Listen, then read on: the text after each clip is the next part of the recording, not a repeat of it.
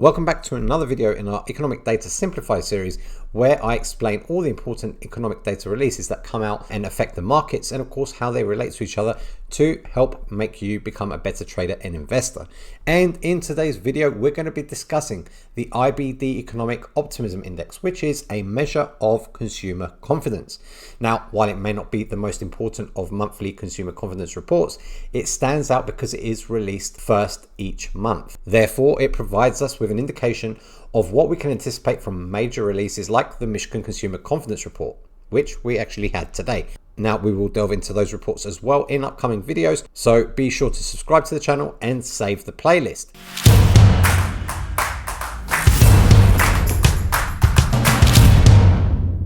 So let's get into it. Now, although it may feel quite obvious just from the name, it is important that we start off by knowing what exactly consumer confidence really is and exactly what it is showing. Essentially, consumer confidence reveals whether consumers hold a positive or negative outlook regarding the economy and, of course, their own financial circumstances. So when consumers have, of course, more confidence and optimism in the economy and their financial well-being, they are more inclined to spend money and potentially take on loans, for example, to facilitate their spending. Consequently, the results of consumer confidence surveys are generally linked to the overall strength of the economy during that particular period. During an economic recession, it is probable that consumer confidence will decline, reaching its peak just before the economy starts to enter a recessionary phase. Conversely, when the economy is experiencing expansion, consumer confidence tends to be high. So, why is it important? Consumer spending is, of course, significant in any economy, but its level of importance can, of course, vary. In certain cases, consumer spending plays an even more crucial role than others. For instance, in the United States, consumer spending contributes approximately 70% of the overall production of the economy, meaning any data that reflects shifts in consumer spending, such as consumer confidence, serves as an important measure of the status of the economy. Therefore, when consumers have higher levels of confidence in aspects such as their financial well-being, they are more inclined to increase their spending, especially on expensive items like durable goods, which in turn contributes to economic growth.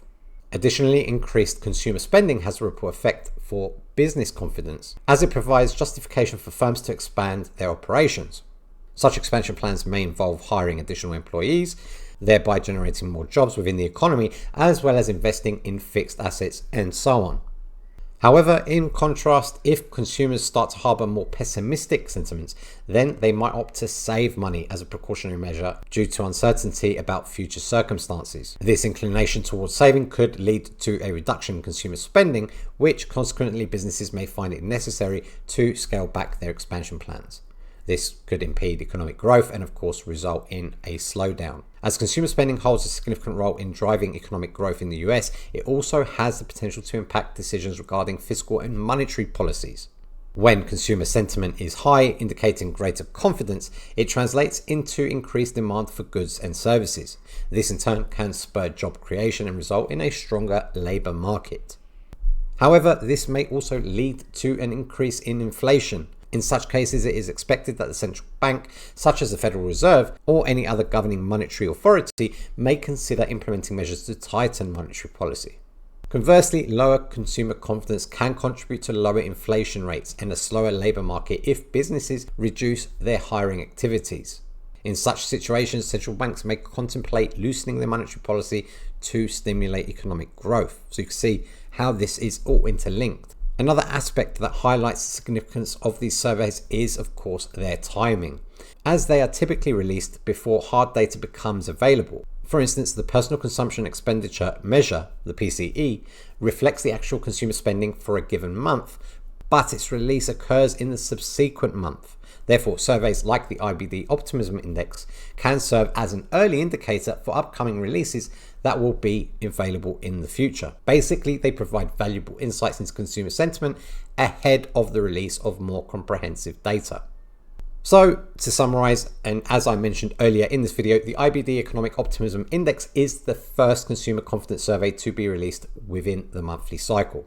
It becomes available during the first week of each month, and this release serves as a benchmark for assessing subsequent consumer sentiment reports, such as the Michigan Consumer Sentiment Index and the CB Consumer Confidence Index.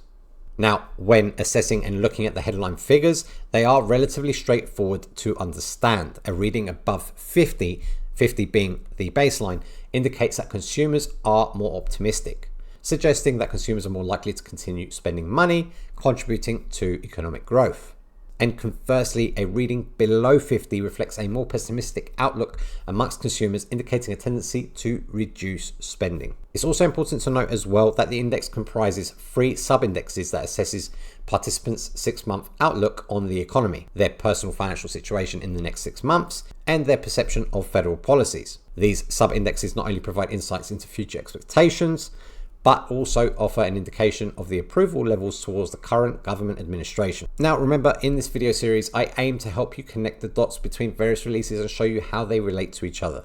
This way, you will have a better understanding of what to expect each month and should help prepare you as a trader and investor. So if you happen to miss the last video on GDP, which is gross domestic product, kindly click on the screen right here to check it out.